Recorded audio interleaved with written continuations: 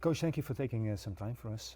First, I'd like to take us back to the night Belgium played Sweden, because we weren't able to talk to you. How did you experience those events that day? Yeah, it was a very, very sad moment, because at the end football is important for me, but there are much more important things in life, and yeah, we felt really, really sorry and sad for everything that happened at night. Yeah. The first half was played anyway. How were you? How satisfied or not satisfied were you with that first half? Because it was not an easy one again against Sweden. No, and Sweden is a tough team to play. I think that we played well. We conceded one goal due to, yeah, let's say to a narrow in the opponent's half, and also 1-2 big chances for Forsberg, for example. But we also had many possibilities to score. And I think we controlled the game. We had a lot of possession. It was good to see. I had a good feeling that we can win this game. Yeah. It's not the first time that there is possession, control, that Belgium has a lot of chances, but concedes as well. Is that the way you want to play? Does it involve risk as well? Normally we want to avoid counterattacks. Also when we have the possession, we are also thinking already about what can happen when we lose the ball. But playing against certain opponents, you can't avoid everything, you know, because the opponents play with players like, let's say, Kulusevski, like Gyökeres, like Forsberg. Ishak was not there, but normally also Ishak is a Swedish national player. So we are playing against top players, and you can't avoid everything. But to be honest, I had a really good feeling, because we controlled, we had many opportunities out of building up, and I had a good feeling. Yeah. How's your general feeling around the evolution of this team since you took over? Very positive, because as we arrived, we had not just the topic of the qualification. That was the big target for everybody. But also the topic that many important players, main players of the last years retired. So we had to build a new team, a very young team. And as you see now, and also in the starting 11, not just on the bench, but also in the starting 11, we already implemented some very interesting young guys with big potential. And I think that now being qualified already, I think two games before the end of this qualification is a good sign, and we had many good games inside. Is it also a message for the fans and maybe for the journalists that it is not that evident to qualify for the Euros? Because we got used to it, and when at the start we said, okay, Belgium will qualify. Should it be more appreciated? No, I think important is that I know it, that the staff knows it, and that the players knows it. That is not evident either. That it's not evident. Yeah. Nothing is easy in football, especially not if you play against Sweden and Austria, because as I mentioned many times, these are not easy teams to play. In the meanwhile, no team is easy. We felt it also in Estonia or in Azerbaijan, and also Austria felt it in Azerbaijan, for example. But especially against Austria, that you will see also in the Euro, it's difficult for everybody to win there, and we won there, and it's a good feeling. Yeah. Were you very aware of the task that was waiting, or has the team changed more than you expected when you took on the job? Or more of the experienced players have gone away, more than you thought before? Yeah, due to the timeline, of course it was a little bit more tough, because as you know, after I signed, there were also some decisions. Yes, that's what I mean. For example, Toby Alderweireld is somebody that of course I planned with him inside the squad, for example, at the very beginning, and then after the very first weeks he retired. So it's one example. Also a very important example, I think. Yeah, it is. But you know, the players that retired, they explained us very on detail why they retired, and for me everything was understandable. So we have to accept, we have to respect it, and I do. And yeah, that's why probably the topic was not that easy as the very beginning, let's say. Yeah. speaking of Toby Alderweireld, I was asked again now, what if, and he said, well, if ever the coach would come and ask in March to go to the Euros, it would be very difficult to say no. Is that still an option, or are you saying, no, I won't come back to decision being taken by players, unless maybe there's an unforeseen situation? Yeah, I read this interview, and he said much more than this. Much more than this. He also said, for example, that he would not deserve to be in the Euro, not playing the qualification. I think it was a very smart interview, very intelligent, and that's the opinion that I have of Toby Alderweireld. I saw many games now from Royal Antwerp, and he's a main player there. He's important, he's smart, he's intelligent, great career, and I hope we will not need him, but it's always good to know. Yeah. Because in many people's opinion, Belgium would be a better team for the moment because of his experience also at a big tournament with Toby Alderweireld. Do you agree with that? The very first and important information is that he retired from the national team. Yeah. And this is something that, as I mentioned before, we have to respect first of all. And you know that I already tried to speak to him after his decision. And this is the situation. And we are very happy with the guys that we have inside the squad. Jan Vertonghen is doing a great job. Wout Vaes is playing every game with 100%. We have Zinho van Huisten coming back slowly after a big injury. We have Amin Al-Dakil, we have Zeno de Baast. All young, very young players. But very talented players, and I have a good feeling with them. You know, we played a good qualification. Yeah, because if we compare them to what we had a couple of years ago, very world-class players like Vincent Kompany, Vermaelen, you mentioned them, we tend to think, okay, it's a bit less now because that was an exceptional generation. Do you think they can ever achieve that same level or come close? I can just judge what I see, what I train, and what I experience now with this kind of players, because unfortunately I was not here in the past. But you saw the with games. Those important players, you know. I saw the games, but it's different to see the games and to experience as a coach, you know. The only thing I can tell you is that I have a really good feeling.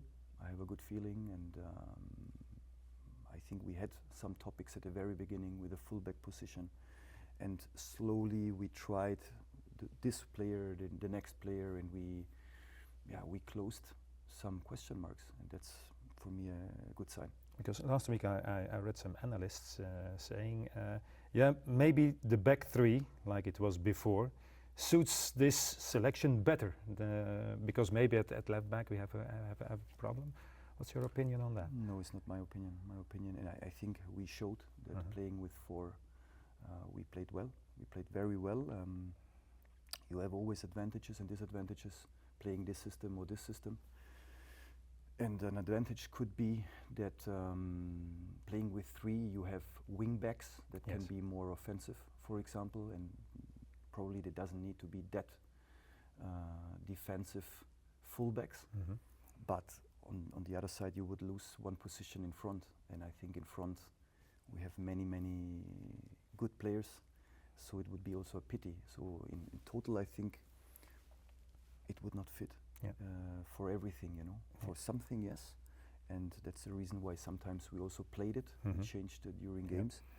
But I think in general we are very happy about the performance in a 4-4-2 or 4-2-3-1 or 4-3-3.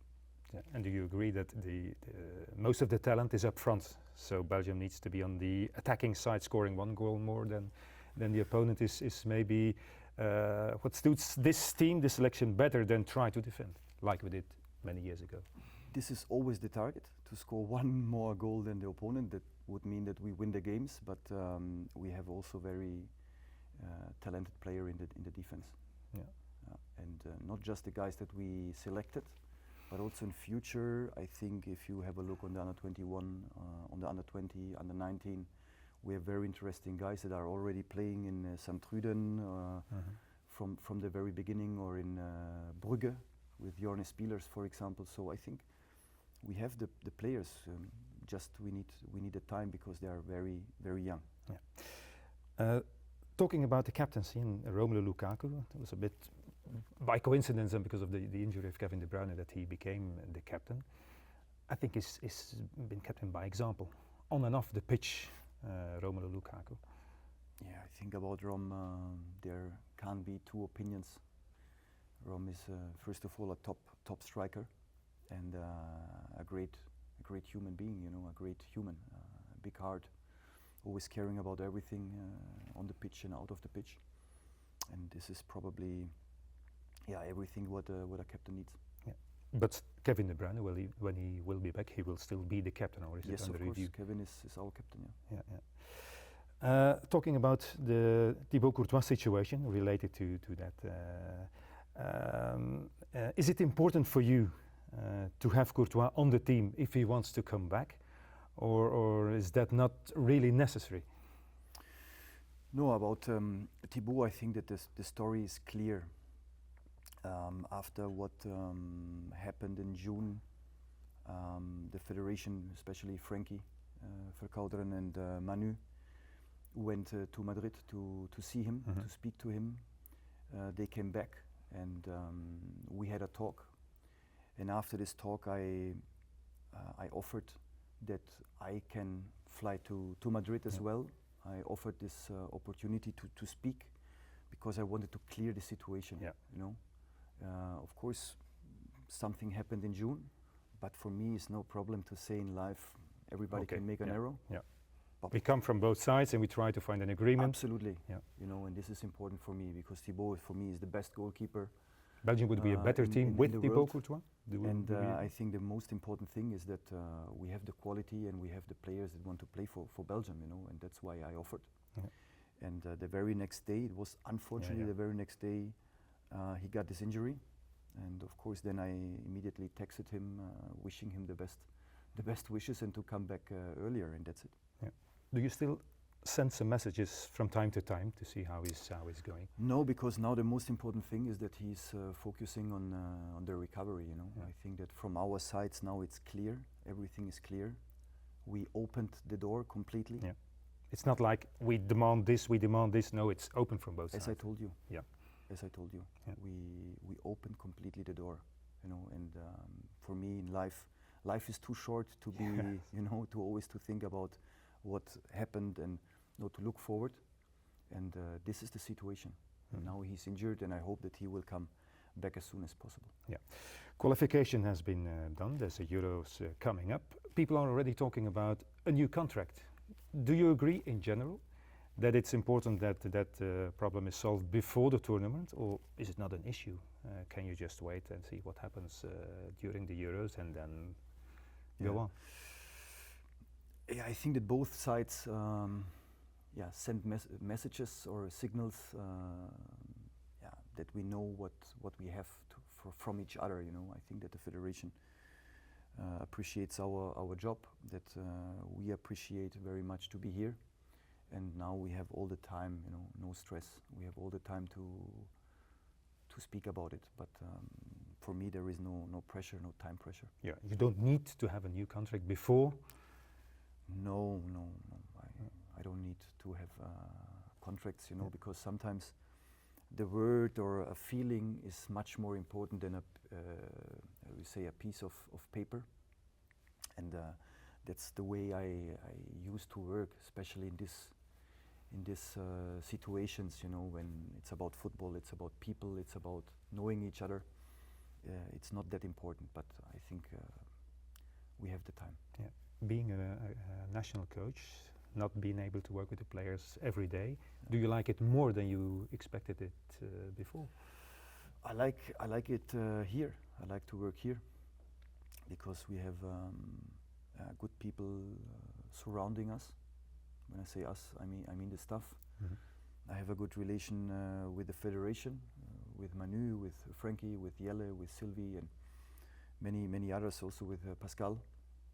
And this is very important for us, you know, that we can work, we have our way, and we want to be successful. This is the most important thing, because it's about football, you know, and these people that I mentioned, they know it, they support us, and that's why I like this job, but not comparing the national coach with the club coach. I think it's a little bit different kind of working, but it's always important the people around, and here I have a good feeling.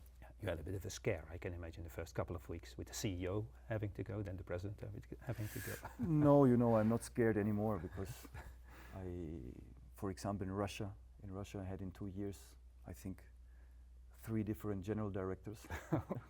So for me, it's quiet here. Yeah, it's very quiet, and there is no need to be scared about anything.